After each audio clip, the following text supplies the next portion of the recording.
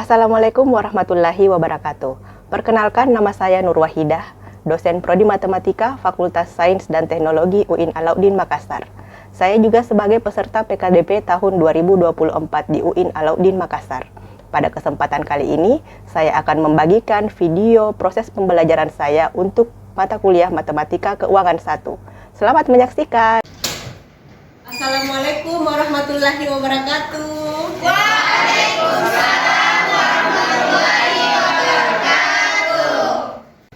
Apa kabarnya adik-adik sekalian? Alhamdulillah, luar biasa.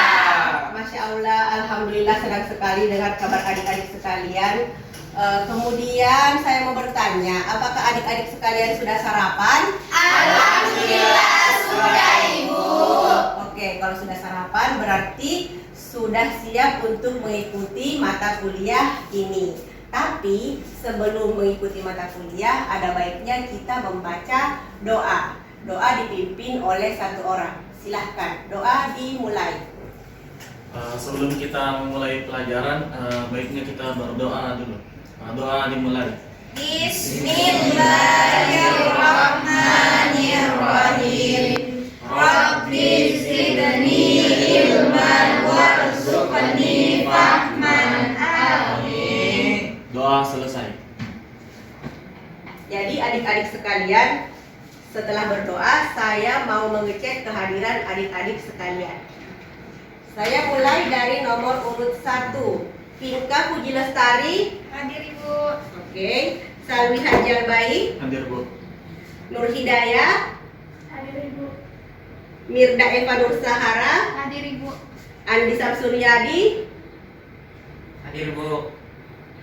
Harifandi. Hadir. Mutmainah. Hadir Ibu. Arif Maulana. Arif Maulana sakit ya. Rizka Ramadana. Hadir Bu. Nur Fadila. Hadir Bu. Nur Rahman Wulandari. Hadir Ibu. Oke, jadi semua hadir kecuali Arif Maulana ya. Oke. Nah, adik-adik sekalian, sebelum kita memasuki materi ini, saya mau melakukan brainstorming pada adik-adik sekalian.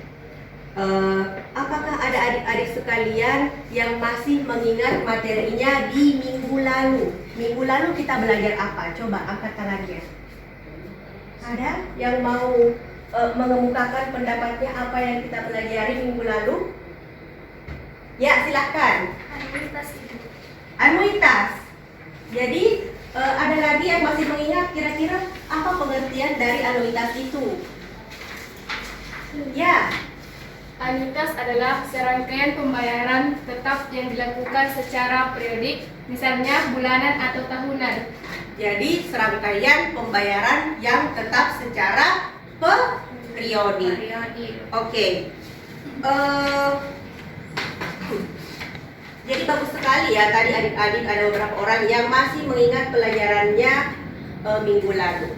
Kemudian hari ini kita belajar tentang amortisasi dan sinking fund. Ini itu masih sangat erat kaitannya dengan anuitas. Jadi melalui anuitas, pembayaran utang dapat dilakukan dan disusun sehingga jumlahnya tetap konstan. Sedangkan amortisasi ini dan sinking fund ini merupakan cara yang kita tempuh untuk membayar hutang. Jadi sebenarnya orang membayar hutang itu dalam kehidupan sehari-hari bagaimana caranya? Ada dua kan?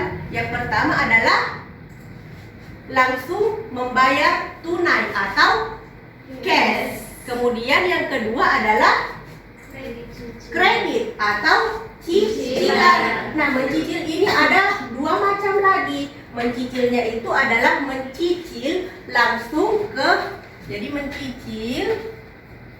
mencicilnya ada dua macam. Ada yang amortisasi dan ada yang sinking fund.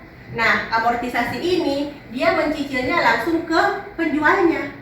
Sedangkan kalau sinking fund dia mencicilnya buat tabungan dulu, kemudian setelah terkumpul uangnya baru dibeli barangnya.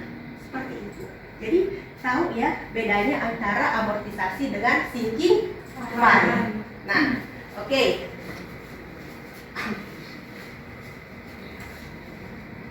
Kemudian adik-adik sekalian, saya mau bertanya, apakah di sini ada yang pernah berutang? Pernah. Ada. Jadi berutangnya waktu beli apa?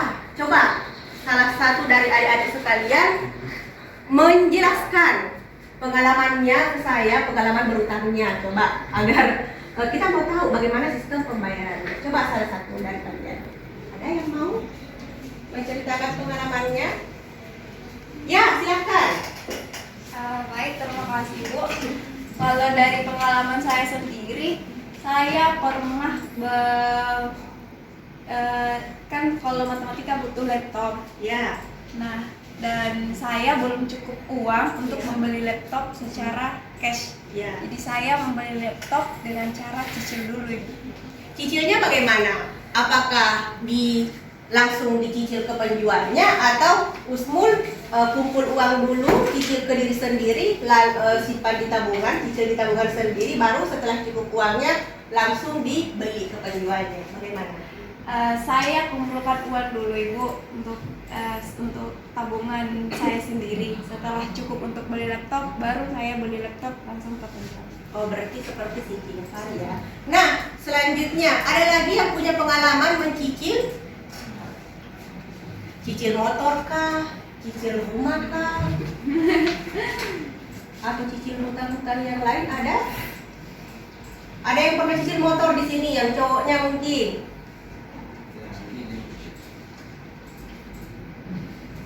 Yang cowok baju biru pernah cicil motor? Iya Bu. Iya, coba bagaimana? Jelaskan pengalamannya ketika kita mau tahu seperti apa prosesnya. Kan sekarang lagi kuliah tuh Bu. Ya. Dan rumah dengan kampus jaraknya lumayan jauh Bu. Iya. Jadi saya cicil motor Bu, tapi sambil kuliah tuh sambil kerja. Jadi untuk cicilnya tuh saya langsung dari ke penjualnya Bu. Oh iya. Jadi itu tadi ya. Makasih banyak ya adik-adik sekalian. Jadi itu tadi ada dua macam cara adik-adik membayar hutangnya. Yang pertama yang beli laptop, Usmul. Usmul itu tadi katanya mencicilnya di tabungan sendiri. Lalu setelah uangnya cukup, baru deh dibeli laptopnya. Kemudian siapa lagi tadi namanya? Syahrul ya. Syahrul itu katanya dia mencicilnya langsung ke penjualnya. Kenapa? Karena sudah butuh sekali kendaraan untuk ke kampus. Oke. Jadi ada dua cara. Kemudian adik-adik sekalian, mengapa kita perlu mempelajari teori tentang anuitas dan sinking fund? Karena kita lihat tujuannya di sini. Yang pertama adalah mampu menerapkan metode amortisasi dan sinking fund dalam pembayaran pinjaman. Agar kita mampu menerapkan salah satu dari metode itu dalam pembayaran pinjaman. Yang mana metode mana yang tepat untuk membayar pinjaman tertentu. Kemudian itu adalah salah satu tujuannya. Kemudian yang kedua adalah mampu melakukan analisis terkait konsep amortisasi dan sinking fund agar kita bisa menganalisis yang mana yang lebih baik untuk pinjaman tertentu ya, dilihat kesesuaiannya. Jadi selain itu kedua konsep itu juga mengajarkan kita untuk bertanggung jawab dalam menggunakan uang, membuat perencanaan anggaran juga, menabung untuk masa depan juga, dan menghindari hutang yang tidak perlu ya. Kemudian nanti kita akan belajar terkait definisinya, apa definisi lebih dalamnya, apa itu yang dimaksud sinking fund, apa itu yang dimaksud dengan amortisasi. Kemudian kita juga nanti akan belajar lebih dalam terkait rumusnya, rumus-rumus apa saja yang digunakan di amortisasi dan bagaimana penurunannya, rumus-rumus apa saja yang akan digunakan di sinking fund dan bagaimana penurunannya. Kemudian kita juga akan menerapkan rumus itu. Jadi nanti adik-adik saya akan kasih atau berikan sejenis problem, nanti adik-adik yang pecahkan, ya. Oke. Saya kira sampai sini. Kemudian setelah penggunaan rumus itu, nanti adik-adik akan menerapkan rumus itu dalam konsep usaha misalkan, ya, atau dalam sebuah perusahaan, bagaimana penerapannya. Kemudian, jadi pada pembelajaran kali ini adik-adik akan saya bagi menjadi berapa kelompok ini? 1, 2, 3, 4 kelompok. Kita akan bekerja secara berkelompok. Jadi ada 4 kelompok. Satu kelompok itu terdiri dari 3 orang. Tapi karena temannya sakit 1, jadi kelompok terakhir itu 2 orang saja, ya. Boleh? Masih kuat toh? Masih. Oke. Kemudian setelah setelah saya bagi kelompok, adik-adik akan saya berikan problem, lalu adik-adik diskusikan dengan teman kelompoknya. Setelah itu adik-adik mempresentasikan di atas. Kemudian setelah dipresentasikan, otomatis presentasi pakai apa? Slide, PowerPoint. Oke, jadi bikin apa yang mau dipresentasikan diganti di PowerPoint. Kemudian nanti di akhir adik-adik juga akan saya berikan tugas. Tugasnya itu terkait laporan. Jadi selama presentasi apa yang dinilai? Ada 3 hal yang dinilai. Yang pertama adalah penilaian sikapnya seperti apa, kemudian apakah sikapnya bagus atau tidak, kemudian pengetahuannya juga apakah sudah bagus atau tidak, kemudian keterampilannya, bagaimana keterampilan adik-adik dalam menyelesaikan suatu masalah.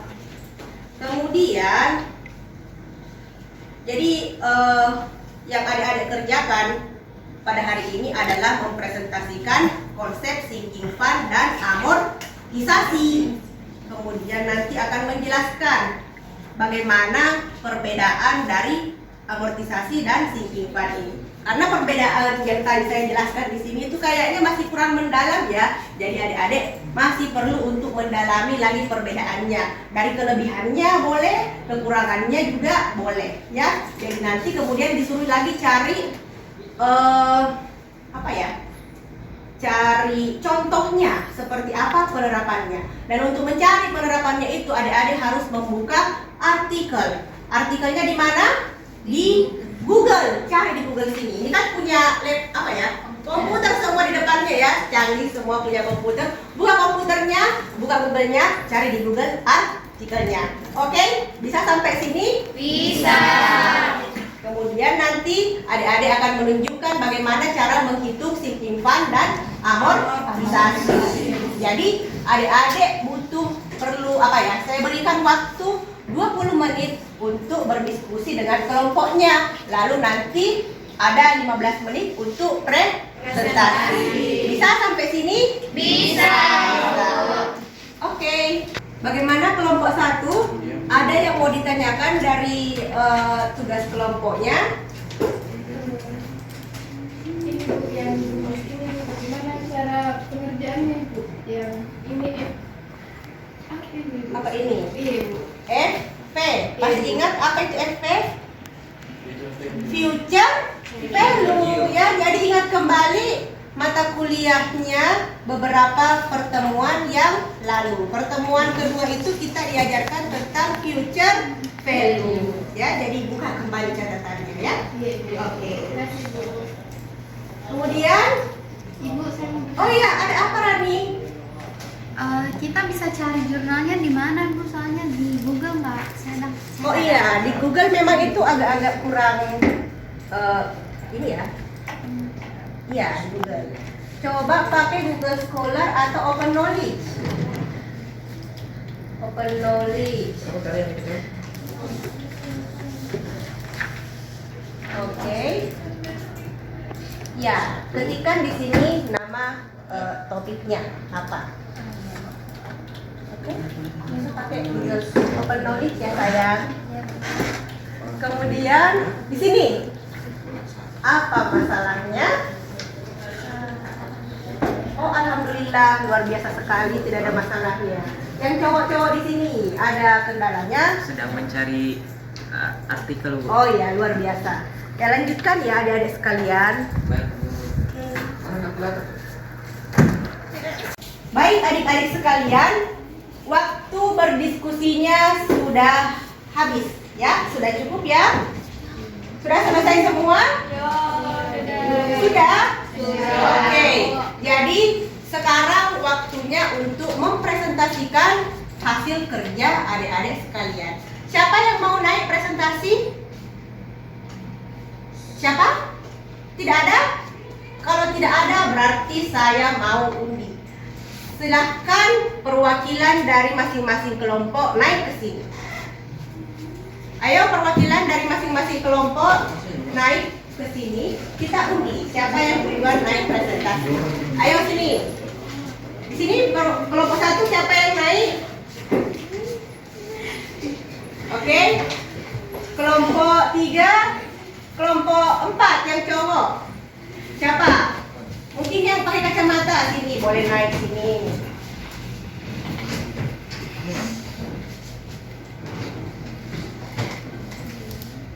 Di sana.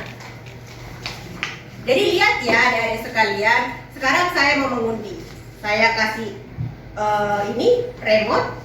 Nanti remote-nya dioper sambil menyanyi cap cicuk kembang kuncup, pilih mana yang mau dicuk. Ketika lagu itu berhenti, berarti disitulah yang naik presentasi. Saya mulai dari sini ya. Bismillahirrahmanirrahim. Nyanyi semua ya. 1, 2, 3. Cap cicuk kembang kuncup, pilih mana yang mau dicuk. Berarti kelompok 4 ya yang naik. Oke, coba dijelaskan apa yang diketahui, apa yang ditanyakan. Jadi diketahui dalam surat tersebut perusahaan ingin membayar sejumlah obligasi di masa depan selama 5 tahun sejumlah 2 miliar rupiah dengan tingkat bunga 6% atau 0,6. Kemudian yang ditanyakan apa? Yang ditanyakan itu berapa per tahun perusahaan untuk berapa sejumlah uang yang dibayarkan oleh perusahaan Ya. selama 5 tahun atau per tahun. Berapa itu? Jadi perusahaan harus membayar sejumlah uang sebanyak 355.868.000 rupiah per tahun. Oke. Jawabannya sama semua adik-adik? Sama. Jadi ini ya jawaban yang benarnya. Oke, mari kita berikan aplaus pada kelompok 1. Nah, selanjutnya siapa yang mau membahas soal yang kedua? Ada yang mau naik presentasi? Tidak ada lagi? Kalau tidak ada lagi, caranya sama seperti yang tadi. Baiklah, kami dari kelompok 3 akan menjelaskan materi tentang amortisasi. Baiklah, amortisasi sendiri itu adalah proses pelunasan utang melalui pembayaran berkala yang mencakup pokok utang dan bunga dan untuk meningkat. Baiklah, untuk masuk ke kasusnya saya serahkan kepada. Jadi contoh kasusnya misalkan sebuah perusahaan meminjam uang sebesar 1 miliar untuk membeli peralatan dengan jangka waktu pelunasan 5 tahun dengan bunga yang diketahui yaitu 8% per tahunnya. Baik, jadi diketahui di sini pokok pinjaman atau UP-nya sebesar 1 miliar dan bunga yang ditetapkan yaitu 8% atau 0,08 dan waktunya yaitu selama 5 tahun. Untuk menghitung amortisasi menggunakan angsuran tetap itu pokok pinjaman dikali tingkat bunga dikali 1 ditambah tingkat bunga berpangkat periode per 1 ditambah tingkat bunga berpangkat periode dikurang 1. Jadi hasilnya itu 250.457.000 rupiah yang harus dibayar oleh perusahaan selama 5 tahun. Oke, Sekian dari saya. terima kasih. Jadi jawabannya seperti ini ya. Jawaban yang benarnya seperti ini. Ada yang sama jawabannya ini? Bagaimana? Kelompok yang lain? Sama jawabannya? Sama. Kelompok sananya sama jawabannya? Bagaimana Rani? Sama jawabannya? Sama Bu. Yang di sana sama jawabannya? Sama Bu. Oke, berarti sudah benar semua ya. Kita berikan tepuk tangan kepada kelompok. Oke, terima kasih kelompok 3. Sekarang sudah bisa kembali ke tempatnya. Kemudian tadi sudah dijelaskan tentang amortisasi, sudah juga dijelaskan tentang sinking fund. Adakah dari adik-adik sekalian yang masih punya sesuatu yang tidak dimengerti dari kedua materi itu? Ada tidak yang bertanya? Ya Rani, silahkan. Tadi kan kelompok 3 sudah menjelaskan rumus dari amortisasi ya Bu. Ya. Apakah dari rumus amortisasi itu saya bisa dapat menghitung sisa hutang? Menghitung sisa hutang pakai rumus amortisasi. Bisa sekali. Jadi kita bisa menghitung sisa hutang dari rumus amortisasi itu. Contohnya adalah seperti ini. Kalau misalkan ada soal kayak begini, ya lihat soalnya, perhatikan baik-baik. Andi membeli kendaraan seharga 25 juta, berarti motor ya, yang dilunasi sebanyak 4 kali cicilan selama 2 tahun dengan tingkat bunga 12% per tahun. Berapakah sisa utang Andi pada akhir tahun pertama? Nah, bisa kita lihat di sini yang diketahui apa? Present value-nya. Present value-nya adalah 25 juta. Kemudian I-nya atau bunganya adalah 12%. Kemudian berarti dia 6% per bulan. Kemudian ada berapa kali pembayaran? Ada 4 kali pembayaran. Ditanyakan apa? Present value-nya. Nah, kita lihat di sini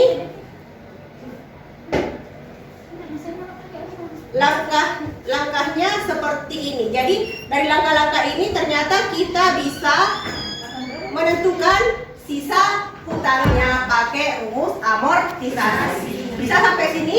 Bisa. Oke. Kemudian sudah jelas? Sudah. Jadi tadi itu kita sudah membuat slide presentasi ya. Kemudian tapi slide presentasinya tadi kan untuk masing-masing kelompoknya. Sedangkan ada beberapa soal yang berbeda antara kelompok 1, 2, 3, dan 4. Jadi saya harapkan adik-adik membuat tugas laporan hasil diskusi dari semua jawaban yang ada. Waktunya itu adalah 1 minggu ke depan. Nanti dikumpulnya via Lentera. Jadi tidak usah di print ya. Oke. Kemudian apa lagi ya? Ada yang mau ditanyakan terkait tugasnya? Siapa yang mau bertanya? Iya, silakan. Izin bertanya, Iya. apakah yang ditulis di laporannya itu cuma kerja kelompok sendiri? Oh tidak, dari semua kelompok ya digabung, kalian rangkum. Jadi setiap kelompok merangkum dari semua kelompok yang ada. Biar semua tahu apa yang dibahas oleh kelompok yang lain. Oke, jadi semuanya disatukan. Masih ada lagi yang mau ditanyakan? Jelas Sudah jelas. Oh ya, alhamdulillah ya. Jadi adik-adik sekalian, silahkan mengambil kertas selembar untuk menuliskan refleksi dari perkuliahan ini. Adik-adik tuliskan di kertas itu apa yang disukai dari perkuliahan ini, kemudian apa yang tidak disenangi, bagaimana rasanya selama berkuliah dengan belajar metode amortisasi dan sinking fund. Silahkan. Nanti hasilnya dikumpul di samping laptop saya di sini ya. Oke. Baiklah adik-adik sekalian, karena jam pelajarannya sudah hampir berakhir, adik-adik sekalian, saya harapkan jangan hanya belajar di kampus, tapi juga belajar di rumahnya. Nah, kita juga harus belajar membaca dan banyak artikel, membaca buku, membaca banyak penelitian. Kemudian kita juga diharapkan untuk banyak latihan kerja soal, karena matematika itu semakin banyak kita kerja soal, semakin besar peluang kita untuk mengerjakan soal-soal yang lain. Ya, ingat, jadi tidak ada ruginya orang yang belajar. Kalau adik-adik merasa malas lagi belajar, ingat lagi surah Al-Mujadilah ayat 11 ya.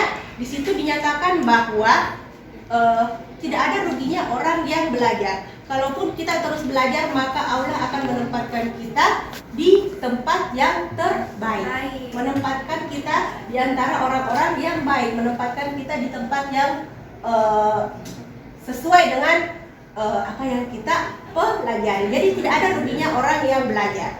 Oke, jadi saya akhiri perkuliahan ini. Tapi sebelum mengakhiri perkuliahan ini, mari kita membaca doa kafaratul majelis. Mari satu orang memimpin.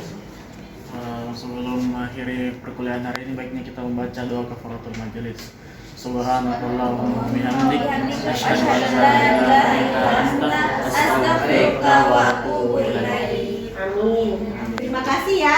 Assalamualaikum warahmatullahi wabarakatuh. Sampai ketemu minggu depan. Waalaikumsalam warahmatullahi wabarakatuh. Terima kasih.